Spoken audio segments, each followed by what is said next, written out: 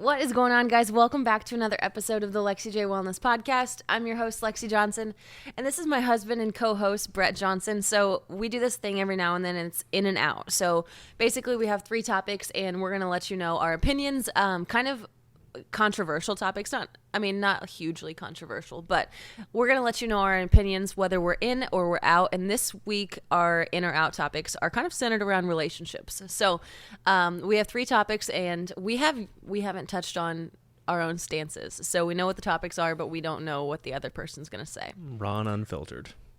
Yeah, I mean, we have a pretty good idea, I'm sure. But should I list all 3 of them or go one by one? Let's go one by one. Okay, so the first in or out topic is shared finances. So, are you in or out on sharing finances with your significant other, your partner? Where are you at on this? I'm in. But there is like when does it happen? And I guess like we can be fully transparent with how ours progressed, because we've mentioned in the past, and I've been very open about, like, I don't come from a very like well off background. So like when we met in college, it was a big deal for me to go to Mizzou because Mizzou was really expensive, but I got really good scholarships. And then the rest of it like was a lot of loans. So I took out a lot of student loans, and I had multiple jobs in college when we met. I was donating plasma also a couple times a week on top of 2 part-time jobs. And Brett was really sketched out that I donated plasma. I was not a fan of that. Yeah, he did not like that. He's very scared of needles. So that was really uncomfortable. But anyway, like that was kind of my background growing up. And like when Brett and I had met, so quickly like as our relationship progressed and we kind of like figured out, okay, like this is the long haul. We're going to be together for a long time. Brett started helping me out with several things. Also, I think that it started because he really wanted me to stop donating plasma because he was not comfortable with that. But we didn't have shared finances, but you definitely helped out a lot as we were like getting more and more serious. Yeah. When did we have like a joint checking? Right after we got married. Was it? I couldn't remember if we had one when we were engaged or not. No, I don't believe so. Yeah, I think it was right after we got married. Yeah. So we never had like truly like shared finances, but I mean, it was really nothing separate per se. Not you were still in school. It's not like you had income really at that point to share. But yeah.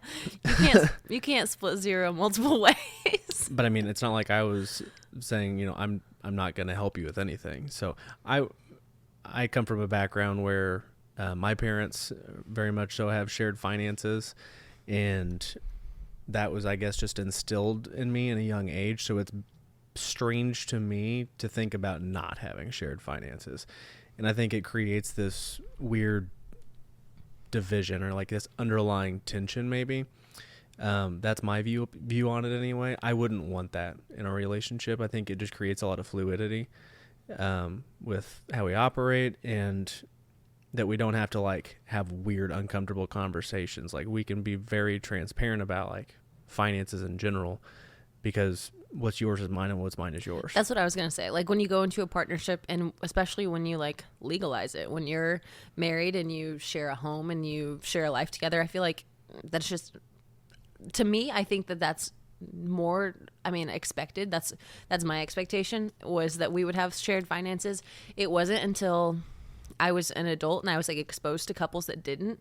And I thought that was really intriguing. It's not something that I would want, just because like when there are already so many things stacked against a relationship, nowadays, like it's work like anything else. Like to maintain your relationship is hard. There's just a lot of different factors, and the divorce rate's so high. So then like money is already something that is really volatile. And then when you pin one another against each other, you're basically just like, it's constantly scorekeeping. Mm-hmm. And I think that just adds another layer of like frustration, resentment, because more often than not, it's going to be lopsided. Mm-hmm. And then you're also like adding into the fact like, okay, are you guys gonna Venmo each other to pay bills or to pay for kids' field trips or Right. recreational activities? I think that's strange, but I mean, to each their own. But I am in on shared finances with your partner. Yeah. Yeah, and then there's a whole conversation of like a prenup, that's probably a whole nother in or out topic. Yeah. Which I think personally, like, I'm not an advocate of it, because I think it's like you're going into the relationship expecting it to fail. That's my personal viewpoint on it. Now I understand that there's going to be a lot of different views on this, especially if you're a child of divorce or, a separated family. There's going to be a lot of different viewpoints on that. But personally, I don't like the, even just the mental aspect of separation in a relationship. Yeah, like even conceiving of that possibility, which like, again, it's so much of what you bring into that relationship and how you're brought up, I think, plays into it. But it is interesting because before we got married, like knowing our finances going into it, I had so much debt. I was not bringing anything to the table, and I didn't have a promising career or anything. So there was really nothing that you could have, bet on in order like for me to contribute.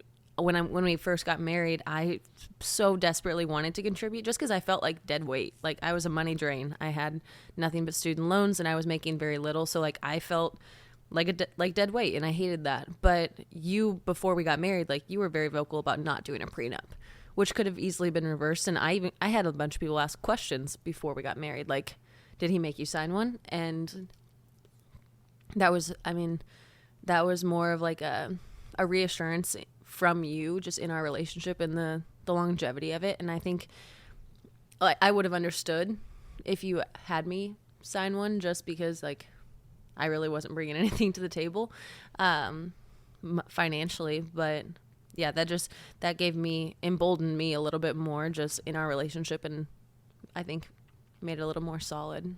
Yeah. Yeah, like I said, I know that's a very controversial topic, but that's my personal feeling on it. Yeah. Be interesting. I'm very interested to hear some of your guys' opinions on these topics, especially because and some of these are kind of taboo. Like people don't want to talk about shared finances. They don't want to talk about prenups. But we're kind of open books when it comes to that. And especially just as we've evolved, because now I am more of a contributor, like just because I wasn't whatsoever. And that brings me a lot of self-esteem. And now I feel like this is much more of a partnership, because I did just financially, I felt like such dead weight, and I hated that I couldn't contribute. I couldn't bring anything to the table besides debt. So yeah, shared finances. And now I get to share it also. Yeah. Like you said, relationships are work. Like it's not something that you just set it and forget it and then you just write it out for the rest of time. So whenever to me, like signing a prenup is just like is acceptance that like, okay, well this very well may fail, and I understand that. So here's how I want to stipulate how things would go down if it does fail. But again, that just sets the tone for me by saying I'm not going to work at this, and if it fails, it fails. Here's what's going to happen if it fails. So I just don't even like setting up a manual for that. Yeah, personally. I get it in the sense that it's like an insurance plan, and you work in insurance, so I'm sure that you can, like. Right, I understand 100%. The rationale in doing it. It's just personally, this is a personal thing. That's the whole topic of in or out. It's just our opinions. Yeah, a personal comfort level thing, and I don't like it. I don't like the mentality of it, and I don't like the precedent that it sets in the relationship. And that's fair. Yep. Next. Okay. Our next, and these are all relationship, kind of unintentional. We had two strung together that were both relationship involved, so we're like, okay, well, might as well make a third. All right, our next topic. Are you in or out on opposites attract? Do you believe that? I'm definitely in on that. You are?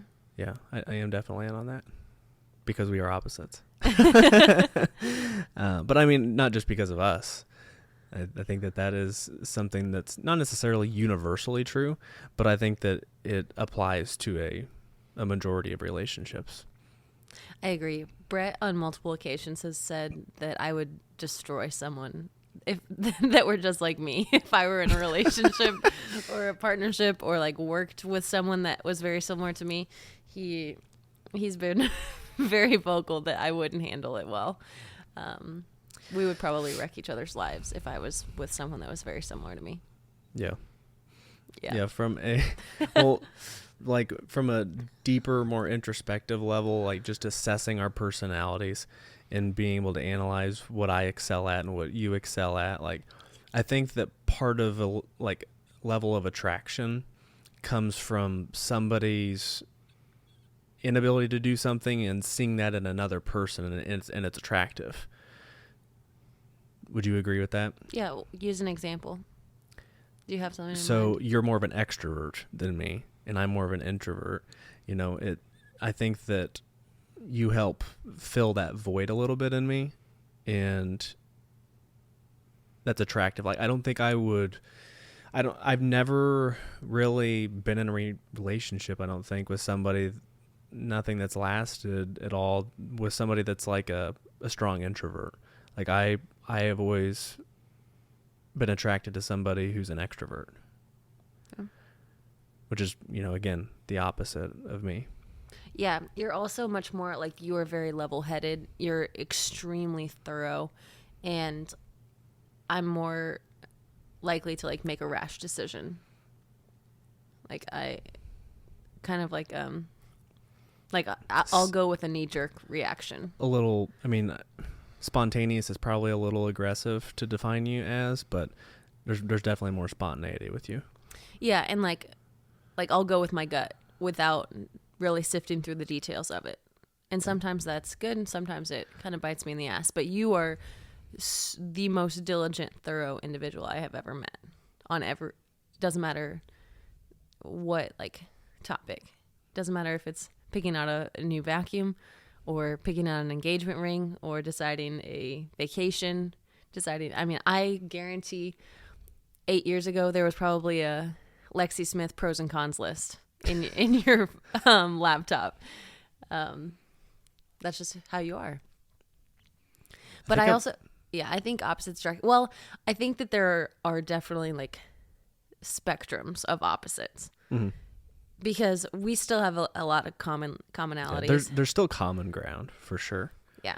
There's certain character traits that I think appeal to somebody, as being the opposite of themselves. Yeah. Like, you're kind of like, you can be like a smart ass, and for whatever reason that's attractive to me. Oh, do you think it's cute? Oh. Yeah, but I don't think like what's the opposite of opposite? Same? Yeah. The same does not attract. Well, the same I don't feel like has longevity. Like, it might be exciting because it's kind of intriguing, Yeah. That person is just like me. Like, we click on every level. Mm-hmm. But then everything in what I'm reading in one of my books, it's like a lot of times the things that piss you off and annoy you about other people are things that you don't like about yourself. Mm-hmm. And I think that would just be even like magnified if you were with someone that is very similar to you. For sure. Yeah. We've talked about Enneagrams, and you're a 3, and I don't think that you would last in a relationship with somebody that also was a 3. No, I don't think so. And especially like to the degree that I am a 3. Like, yeah. Like, I am a very hard 3. Very hard 3. Yeah. There's dominant for the good and the bad. There's dominant, and then there's less dominant Enneagrams that apply to people's personalities, and 3 is a very dominant thing to define your personality. Yeah, and you're a 1. 1 is like the idealist, the realist, very right and wrong, very tend to be a perfectionist, which explains you really well. Principled. Yes, very principled, which hits you on the head. Like, it's great. Yeah, it is kind of weird to see how accurate it's exposing. It is. Especially yeah. When you read like the good and the bad things of it, like, it makes you cringe a little bit, because reading the threes, I'm like, holy shit, yeah, that's me to a T. Yeah. Every positive and negative.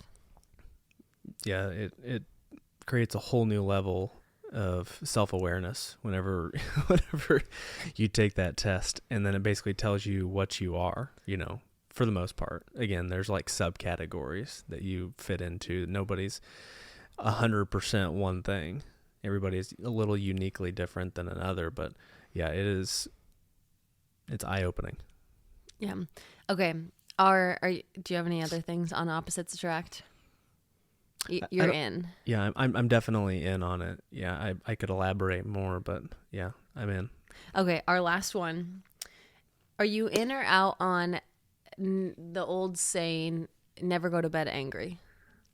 Do you believe that? Do you think you should resolve all arguments or tiffs before you go to sleep? Or do you think there's value to sleeping on it? So that's hard. Because I know, I think there are a lot of layers to this. Yeah, that's very difficult. A general rule of thumb, I think if it's like a small argument, I think that's a great rule of thumb to never go to bed angry and resolve something quickly and be willing to, check your ego and admit, if you're wrong, or admit if you overreacted, and just kind of have a come to Jesus moment and be like, okay, let it down, let your guard down and just get open and vulnerable.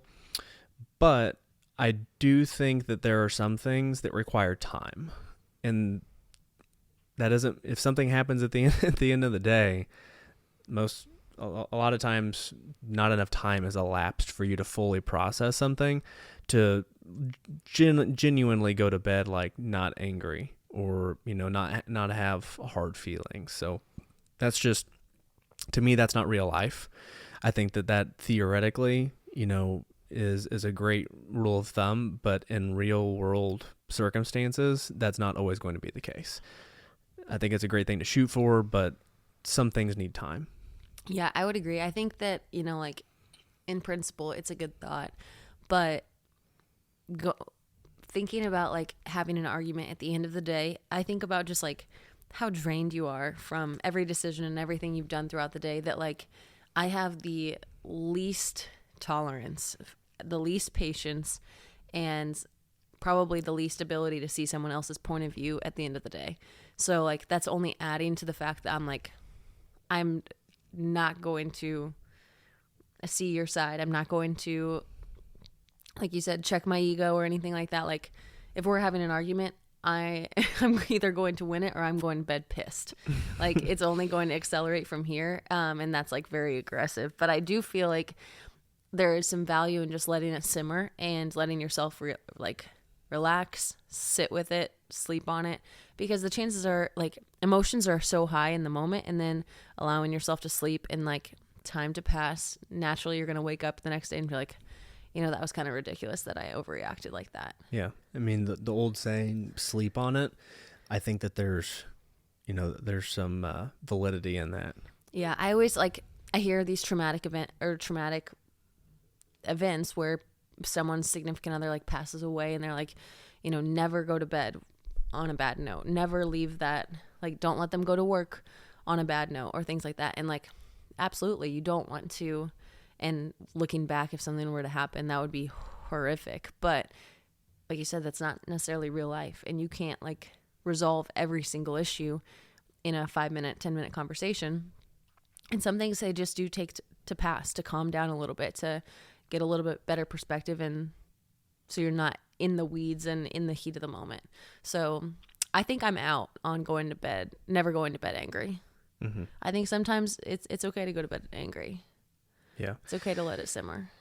And to add to that, like whenever your relationship becomes more mature, I think it's a little bit easier to even set aside like an argument and realize that, okay, we're upset about something, but like we're going to bed together because we love each other, and we're not going anywhere, but we're just upset about a topic. Mm-hmm. And it's okay to be upset about something. That means that you and I both care about something, which is important. Because if you don't care about something, then there's really no real emotion.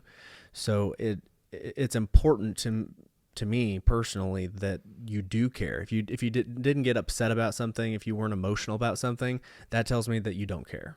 Yeah, I think that's a really good point, actually.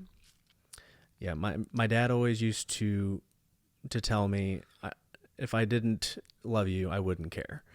And that's something that always stuck with me. And I think that applies a lot of times in relationships. Now, you can use that as a crutch sometimes, just to like basically enable yourself to get your way almost. But I take that from a very genuine point of view, where I think that, very important conversations come from a level of like uncomfortable territory. Mm-hmm. Just this morning, we had an uncomfortable conversation, not because you and I were angry about something, but more so about business and just approaching an inevitable thing that is happening right now that we're dealing with business. And it's not fun to talk about. It makes you anxious, makes you worry, but those conversations are the only way to move forward, really. And neither of us would get upset about those things if we didn't care. Yeah. And I think a lot of times, and there is just a healthy like range of it, is that you think you have to avoid confrontation or conflict at all points, because like if you're fighting, then your relationship isn't good. And I think that is seen as like fighting means that like things are going really poorly. And very rarely do we fight, but like we have a lot of constructive conversations, and they're, like you said, they're uncomfortable, they're hard. Also because like you're so intertwined with my business, so a lot of it comes back to that, and it's kind of hard to decipher between personal and business there. But I do think that like putting yourself in that uncomfortable conversation and allowing you to have it, that helps you grow. Just like anything, like that develops the confidence in your relationship moving forward. Because if you just constantly avoid those uncomfortable conversations or those things that are in the back of your head that you want to talk about, but you don't want to bring them to the surface, they're only going to fester. And then it's going to become like an atom bomb that will just explode, because eventually like you're going to get your threshold and enough is enough, and you're going to want to talk about it. And when you do, then it's going to be huge. Mm-hmm. Where you could really just like, you could bring it to the surface and say, okay, we need to talk about this. Like, this is bothering me. This is something that's on my mind. And then just talk about it like an adult. Like, that is such an undervalued thing, but over communicate. If you have something that's bothering you, even if it's a little thing, just be like, I know this is kind of silly, but this was getting on my nerves, or this was bothering me. Like, here it is. Mm-hmm. Yeah, it sounds extremely simple and easy, but I feel like that is a huge obstacle for a lot of people in their relationships. It's just their inability to communicate effectively, or the other person's inability to receive critical really feedback without just imploding. Everybody's a little different, so it's easier for some than it is for others, but communication in general is just such a vital component. And practicing it gets so much easier. We didn't used to be super good at communicating and like talking about uncomfortable things, because personally, just side note, if I used to talk to you about money, I would general, like instantly tears. You would literally just break down into a waterfall of tears immediately. Like, it was just a topic that could not be discussed. Mostly because so insecure about it. Yeah, it touched a nerve anytime it got brought up, because you were so insecure on that topic. And it's just funny because we've come so far that it's funny to look back on that. I mean, yeah, now we can talk about it on a podcast, but it genuinely was something where if Brett, like, I can't even think of a good example to bring to the table, because it was like anything. Like, anything revolving around money was such a big insecurity for me that I was like, I would shut it down immediately. And by shut it down, I would shut down, just because I was so insecure, and I was so just, it was off topic or off limits to talk about. It was a very taboo thing to bring up. And it's a very important thing, for just general awareness. Like, I don't remember what I would even just try to touch on, but it was, it was an untouchable topic. I'm proud of us. I'm proud of me. now I can talk about it. Yeah, I'm glad we've grown in that area and being able to have those discussions. Yeah, I was just like, it comes down to insecurity. I was just super insecure about it. I hated that I couldn't contribute anything. I felt like I was weighing you down. Yeah, all and that. you did, to your credit. Sorry, I'm interrupting, but to your credit, and I've said this for years now. Like it was always me making me feel that way because I want to be a team player and I want to contribute. And I think that if you've listened to me for any length of time, like that's kind of an overarching thing. It's just I want to contribute in general. Like I want to contribute to my people. I want to contribute to my family. I want to just leave the world a better place. So if I'm not actively producing something to support that outcome, or just like if I'm not able to bring anything to the table, then it's attack on my character, and that comes down to me being a 3. Like I was literally just getting ready to say, if you haven't looked up what the Enneagram 3 is, I don't know if she could have just defined herself any better there. Yeah, but like that was always me making me feel that way. You never made me feel that way. Like you could have had me sign a prenup. You could have had me feel really even worse and more insecure about the fact that I wasn't making money and that I was actually bringing debt. I was bringing negatives to the table. Well, it's just so interesting because little did you know, like there was a way to really define your personality type, but it also, it connected the dots of why you felt the way you felt and what triggered, you to get angry because you value yourself based on your production. And at that time, your production was nothing. So your value to, your self-worth felt like nothing, which I'm not saying that it was, but you know what I'm saying there. That was how you assessed yourself. So you were just generally totally unfulfilled. Yeah. And like, not even just, obviously I wasn't bringing anything to the table money wise, but like, there was nothing really. I didn't have anything that fulfilled me. So I didn't have anything that gave me that self-worth. Like it's so wild to think back about how much I've evolved in the past 5 years since we've been married. Yeah. All that being said, clearly we've had evolutions of our relationship. So don't take this as we have it all figured out. But on these in or out topics that turned out to actually be turned into pretty deep, more hard-hitting discussions than a typical in or out episode, there's 100% growth to be had in really every facet of a relationship. So I think that this is just a testament to that because we've grown in a lot of different aspects. Absolutely. It's pretty cool to look back on and just know that you've made it through it all and you've grown together. Yeah. It's been really neat. I was having that conversation with someone recently on Instagram because they had said something about how young we got married. And I was like, yeah, I mean, like looking back, it is crazy that we got married. It didn't and feel I was like 21. it at all. No, it felt like, dang, it's about time. Just because it was one of those things where we had kind of just, it all evolved so fast. But it's been really neat to be able to essentially grow up beside you for the past 5 years. Mm-hmm. We've changed a lot as humans.